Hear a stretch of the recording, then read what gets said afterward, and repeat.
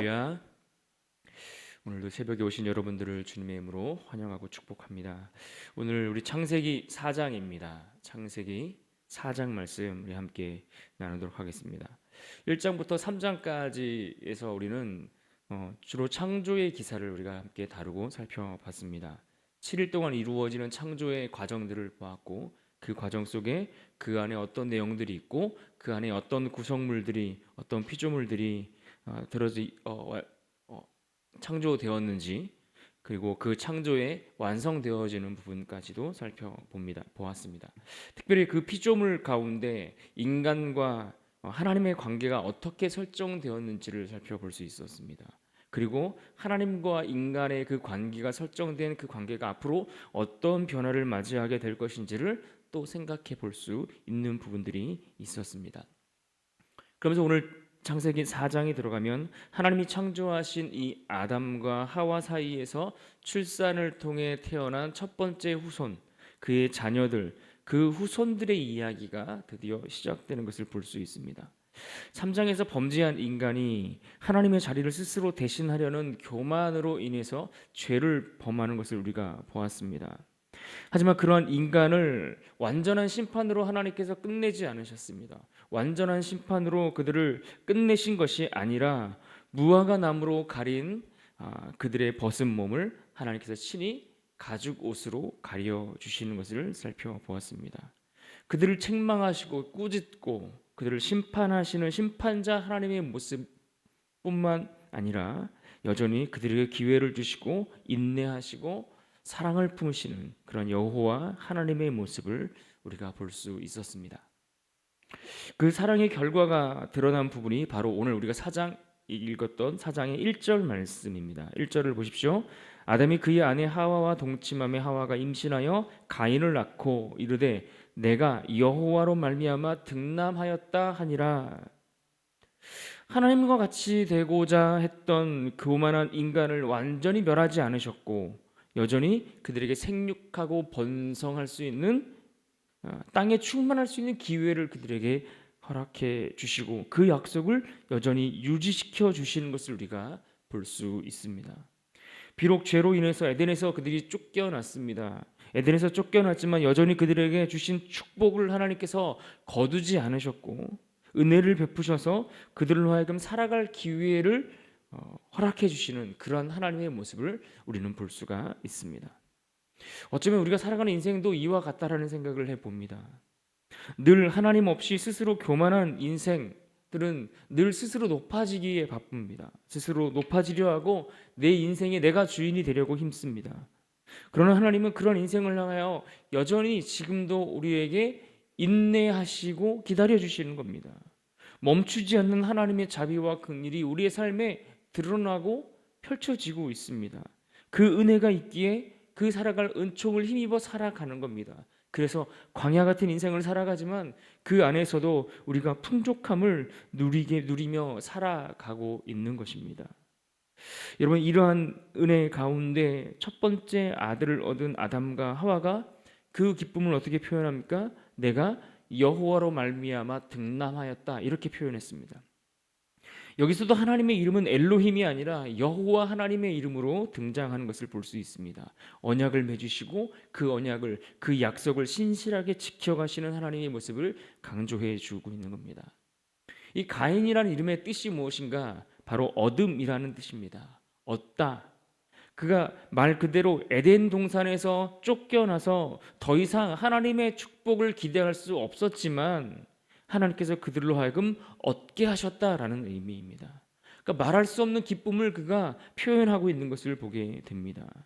그런데 재미있는 것은 두 번째 아들, 둘째 아들을 출산할 때 보면 그 첫째 아들만큼의 의미가 그들에게 크지는 않았던 것 같습니다. 그래서 2절에 보시면 별다른 수식어가 없이 아벨을 낳았다라고 표현을 했습니다.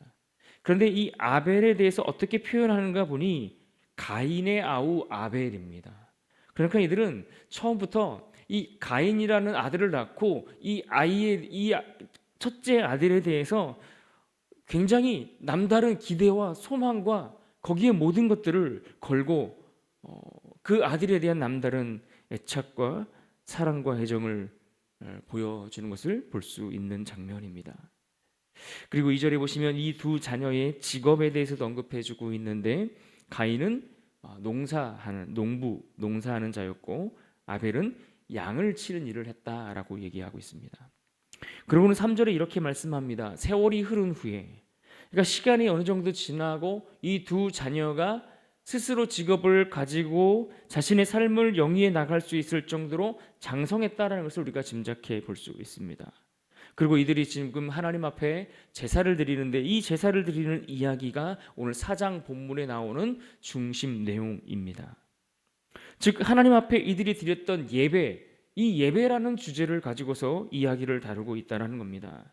여러분 그런데 생각을 해보십시오. 왜 성경이 아담과 하와 이후에 태어난 후손들의 이야기를 기록하면서 가장 먼저 예배, 제사, 즉 예배라는 주제를 다루고 있을까 하는 겁니다.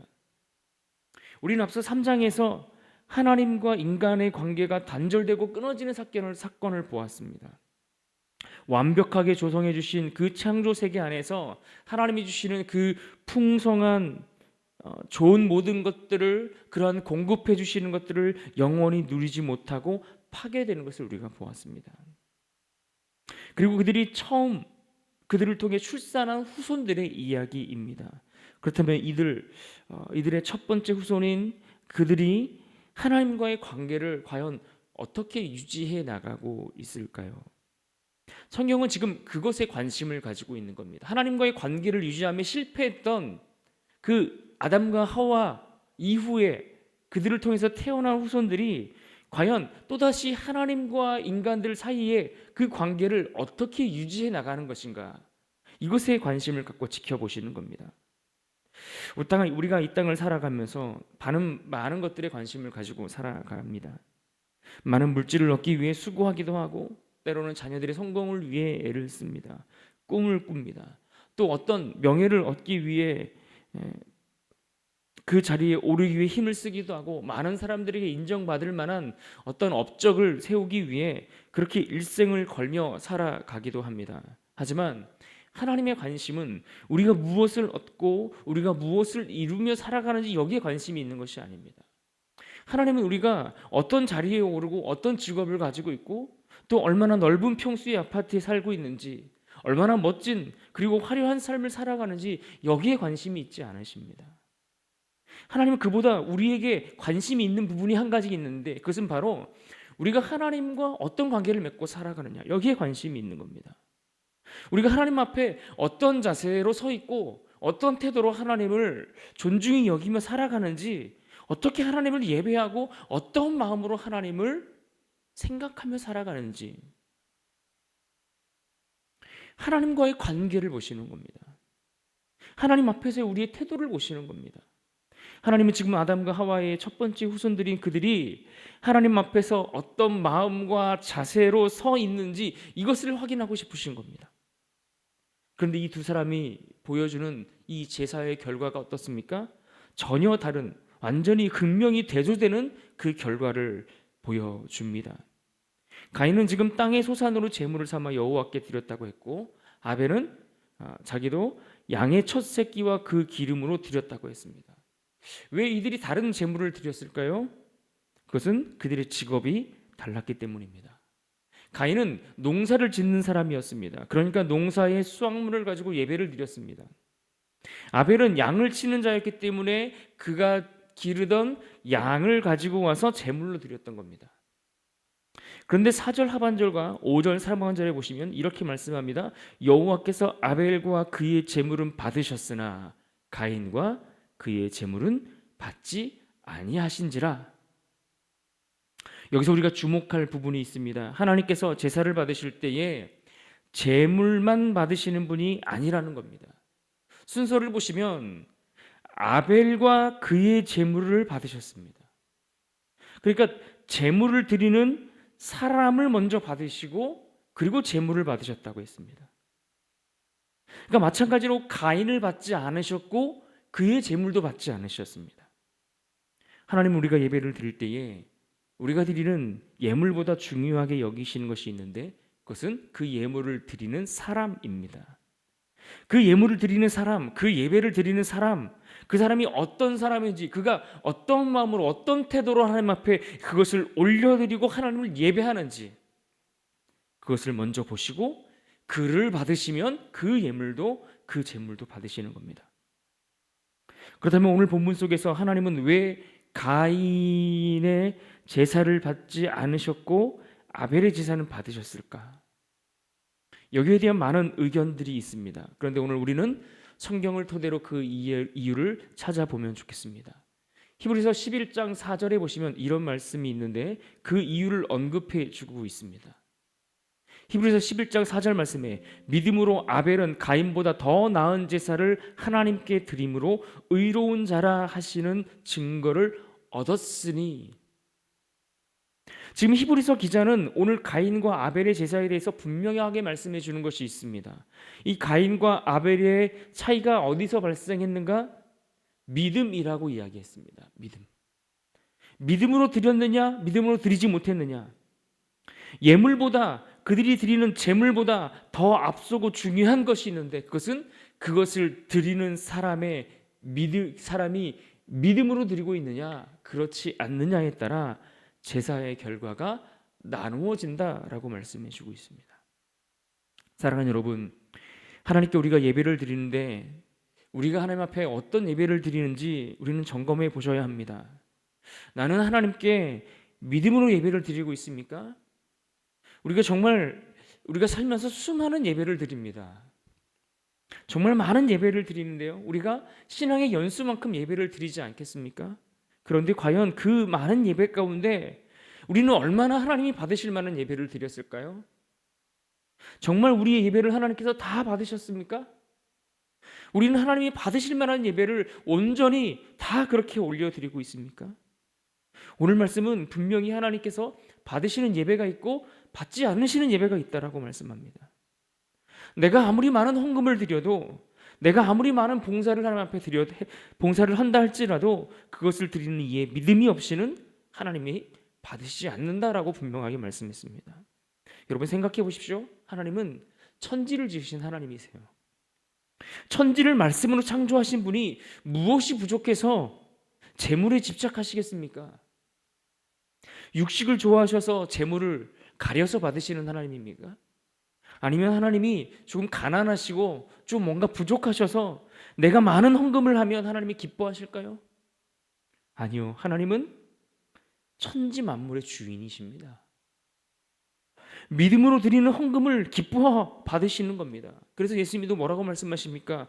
두 렙돈을 드린 그 과부의 헌금을 보시면서 그가 가장 많이 드렸다라고 그 모습을 보며 칭찬하시지 않았습니까? 사무엘상 15장에 보면 사울 왕이 아말렉과의 전투에서 하나님이 말씀하신 대로, 하나님의 명령대로 모든 적들과 그 소산물들을 다 진멸하지 않고 좋은 소, 좋은 양들 이런 것들을 선별해서 그것들을 가지고 옵니다. 그러면서 뭐라고 얘기합니까? 하나님 앞에 제사를 드리기 위해서 이렇게 좋은 양과 소들을 가려서 가지고 왔다라고 그렇게 이야기를 합니다. 여러분 보십시오. 얼마나 좋은 동기입니까? 얼마나 좋은 멋진 이유입니까? 그런데 이 모습을 보면서 사무엘이 뭐라고 책망하는지 아십니까? 사무엘상 15장 22절에 이렇게 말씀합니다. 사무엘이 이르되 여호와께서 번제와 다른 제사를 그의 목소리를 청종하는 것을 좋아하심 같이 좋아하시겠나이까? 순종이 제사보다 낫고 듣는 것이 순양의 기름보다 나으니. 하나님 앞에 순종하지 못하는 당신의 태도를 보시면서 어찌 하나님께서 그 제물과 제사를 기뻐하시겠습니까? 라고 책망하는 겁니다. 하나님의 말씀을 청종하지도 않고 순종하지도 않고 귀담아 듣지도 않는 그런 기본적인 태도조차도 없으면서 어떻게 좋은 제물을 하나님 앞에 드린다고 해서 하나님이 그것을 보고 기뻐하시겠냐는 겁니다. 하나님이 인격적인 하나님이세요. 그저 마음도 없이 그저 껍데기만 하나님 앞에 나와서 그럴싸하게 포장하고 있는 건, 여러분 이거 하나님이 기뻐하시지 않습니다. 우리는 오늘 말씀을 통해 하나님과의 관계가 이미 단절되어 버린 그러한 인간, 그리고 그들의 후손을 통해서도 여전히 그들의 모습 속에서 그들 스스로 하나님과의 관계를 세워가는 일에 그들은 실패하고 있다는 것을 보는 겁니다. 심지어 여러분, 이 자신의 제사를 받지 않으시는 하나님으로 인해서 가인이 보여주는 태도를 보십시오. 5절 하반절에 뭐라고 말합니까? 몹시 분하여 안색이 변하니. 분하여 화를 주체하지 못하는 가인을 보여줍니다. 그러면서 하나님이 경고하시죠. 7절 하반절에 선을 행하지 아니하면 죄가 문에 엎드려 있느니라. 죄가 너를 원하나 너는 죄를 다스릴지니라. 화가 나고 분이 나고 짜증이 나고 막 치밀어 오를 수 있지만 너는 그 죄를 다스려서 선을 행하는 것이 옳다라고 하나님께서 경고해 주셨습니다. 그러나 이 경고를 무시합니다. 그리고 가인은 결국 그의 동생을 쳐 죽였다라고 성경은 말씀합니다. 인류 최초의 살인이 벌어지는 장면입니다. 하나님이 나의 예배를 받지 않으셨어요. 그러면 어떻게 해야 됩니까? 하나님 앞에 엎드려야 됩니다. 하나님이 왜 내 예배를 받지 않으셨을까? 엎드려 하나님 앞에 용서를 구하고 나의 믿음 없음을 불쌍히 여겨달라고 하나님 앞에 기도해야 합니다. 그런데 가인은 그렇게 하지 않았습니다. 내가 예배를 드리는데 내가 어떻게 예배를 드리든 내가 예배를 드렸으면 하나님이 받으셔야지 어떻게 내 예배를 받지 않으시겠어? 이런 교만한 마음으로 그의 마음이 가득 차 있었던 것을 봅니다. 우리 중에도 어쩌면 우리가 하나님 앞에 예배를 드리며 그런 마음으로 드리는 사람이 있는지도 모르겠습니다. 내가 예배를 드리면 하나님이 당연히 받으셔야 돼. 내가 얼마나 바쁜 사람인데 내가 주일날 예배를 드리러 이 자리에 왔는데, 여러분, 하나님은 그렇게 형식적으로 껍데기만 보고 받으시는 분이 아니십니다. 하나님을 그것은 업신여기는 태도입니다. 얼마나 교만한지 가인은 동생을 죽여놓고도 회개할 줄 모릅니다. 반성이라는 것을 보이지 않습니다. 내 아우 아벨이 어디 있냐 물으실 때에 그가 하나님 앞에 엎드려 제가 죽였습니다 라고 고백하고 인정해야 되는데 그렇게 고백하는 것이 없습니다. 내가 아우를 지키는 자입니까? 오히려 반문하며 그는 하나님 앞에 고백하지 않습니다. 결국 교만한 자에게 주어지는 것은 무엇입니까? 하나님의 심판밖에 없습니다. 가인 결국 하나님의 저주와 심판을 받습니다. 타락한 인간은 스스로 하나님과의 관계를 회복할 수 없는 상태로 전락했다라는 것을 성경이 분명하게 보여줍니다. 인간 스스로 아무런 희망이 없는 존재라는 겁니다. 그래서 하나님은 또 다른 계획을, 또 다른 방법을 준비하십니다. 인간에게 맡겨두었더니 인간에게 맡겨두어서는 그들이 죄에서 돌이켜 회복할 가능성이 조금도 보이지 않았기 때문입니다. 그 미련한 인간의 모습을 보시면서도 하나님이 여전히 그들을 포기하지 않으세요. 여전히 우리를 내버려 두고 버려두시는 것들이 아니라 우리를 위해서 또 다른 방법을, 또 다른 계획을 준비하시고 그 계획을 실행에 옮기시는 것을 볼 수 있습니다. 그래서 오늘 4장에서 진짜 중요한 말씀은 사실 후반부에 나옵니다. 아담과 하와에게 가인과 아벨이 아닌 또 다른 자녀를 주셨습니다. 바로 셋이라는 자녀를 선물로 주신 것입니다. 꺼져가는 등불이 셋이라는 이 자녀의 출생을 통해 다시 소망의 빛이 그 땅에 비추어지는 것을 보여주십니다. 그 자녀를 통해 또다시 여호와의 이름을 부르는 세대가 일어나고 그들을 일어나도록 일으켜 세우시는 것을 우리가 보게 됩니다. 하나님은요, 오늘도 우리 가운데 여호와의 이름을 이 이름을 다시 부르는 그런 세대를 찾고 그런 세대를 일으키기를 원하십니다. 그래서 오늘 4장의 말씀을 통해서 우리가 반드시 기억을 해야 합니다. 하나님은 우리가 무엇을 갖거나 무엇을 얻거나 무엇을 누리거나 어떤 자리에 오르는가 여기에 관심이 있는 것이 아닙니다. 하나님 앞에 어떤 태도로 살아가는지, 내가 하나님을 어떻게 섬기고 어떤 마음으로 하나님을 예배하며 살아가는지 여기에 관심을 갖고 계십니다. 우리는 오늘 어떤 태도로 하나님을 섬기고 있습니까? 오늘 우리의 마음과 중심에 하나님을 어떤 마음으로 섬기고 하나님을 예배하고 있으십니까? 하나님 앞에 우리가 바른 태도로 서 있을 때 하나님이 우리의 예배도 우리의 예물도 받으십니다. 그러므로 이 말씀을 꼭 기억합시다. 26절 말씀입니다. 26절 같이 한 목소리 같이 한번 읽겠습니다. 시작. 셋도 아들을 낳고 그의 이름을 에노스라 하였으며 그때의 사람들이 비로소 여호와의 이름을 불렀더라. 아멘. 하나님과의 관계가 무너진 시대에 하나님 앞에 선 예배자를 하나님은 찾으시는 겁니다. 믿음으로 그 제물과 그 제사를 올려드렸던 아벨과 같은 사람, 에노스와 같이 여호와의 이름을 부르는 그 사람을 오늘도 우리 가운데 찾고 계시는 겁니다.